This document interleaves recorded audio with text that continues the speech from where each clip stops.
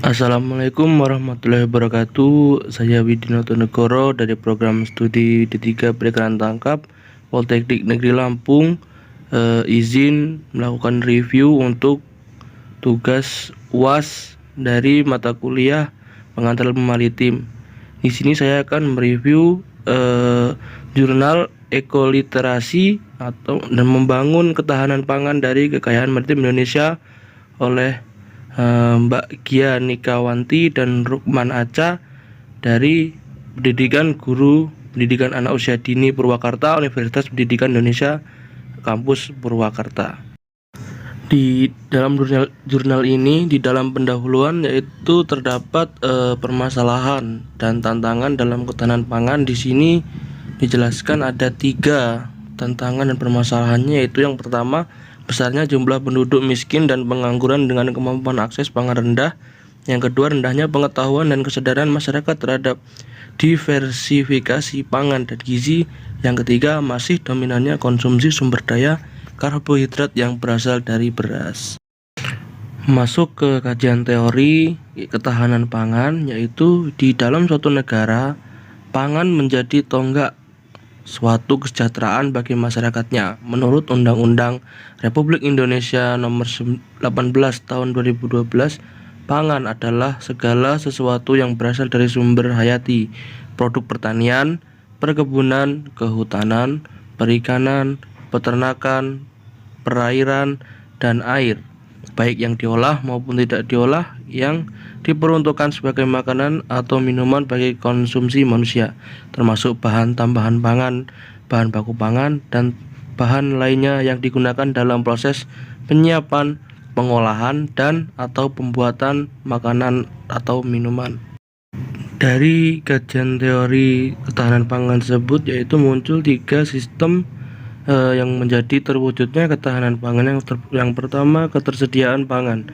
Ketersediaan pangan ini erat kaitannya dengan produksi dan sumber daya yang ada di Indonesia, baik dari hayati maupun hewani. Yang kedua yaitu distribusi pangan, yaitu pemerataan sumber daya pangan yang ada di Indonesia. Yang ketiga, konsumsi pangan, yaitu pengetahuan masyarakat akan pentingnya gizi dan ketahanan akan pangan.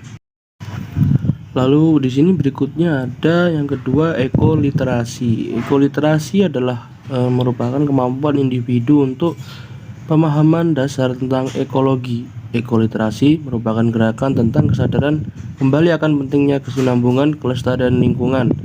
Ekoliterasi yang harus dimiliki oleh setiap individu harus berawal dari kesadaran, pemahaman, kepedulian, dan komitmen untuk bertindak.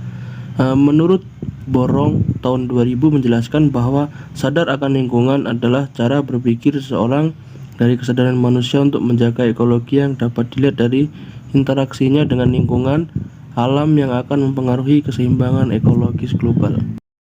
Karenanya, ekoliterasi dapat diartikan sebagai kesadaran yang dimiliki oleh seseorang tentang pentingnya menjaga dan mengolah sumber daya alam. Seseorang yang sudah memiliki pemahaman tentang ekoliterasi adalah individu yang memiliki kesadaran tentang pentingnya memelihara dan merawat bumi sebagai tempat untuk hidup dan mengembangkan kehidupan. Lalu masuk ke analisis dan sintesis potensi Indonesia sebagai poros maritim dunia. Indonesia dengan letak geografis yang bagaimana kita tahu memiliki potensi kekayaan sumber daya alam yang sangat kaya. Melimpahnya sumber daya alam tersebut menjadikan Indonesia sebagai negara dengan sumber perekonomian yang besar.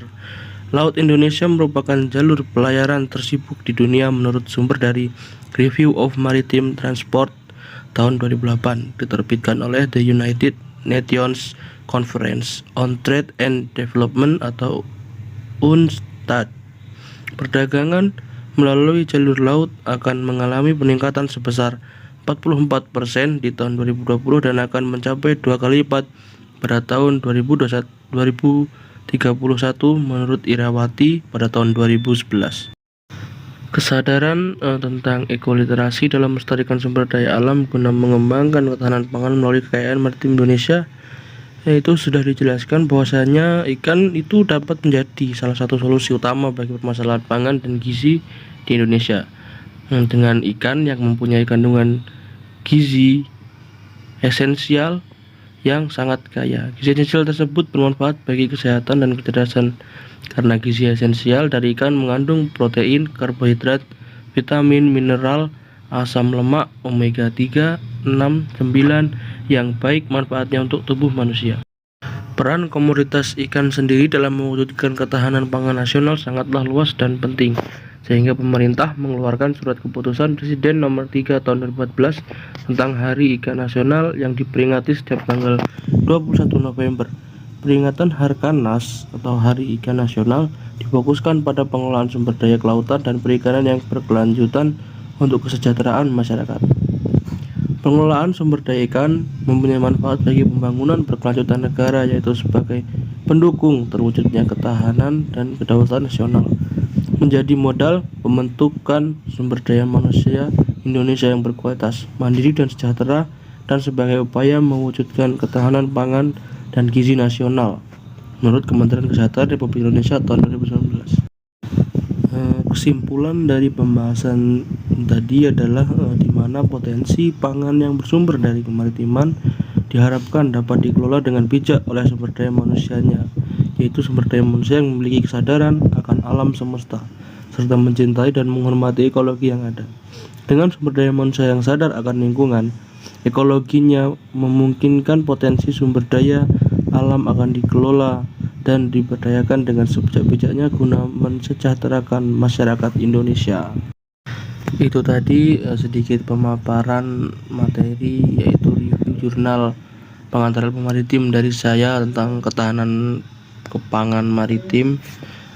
Apabila ada kesalahan dalam berkata ataupun kurang jelasnya materi yang saya sampaikan, saya mohon maaf, dan kepada Allah saya mohon ampun. Saya akhiri. Wassalamualaikum warahmatullahi wabarakatuh.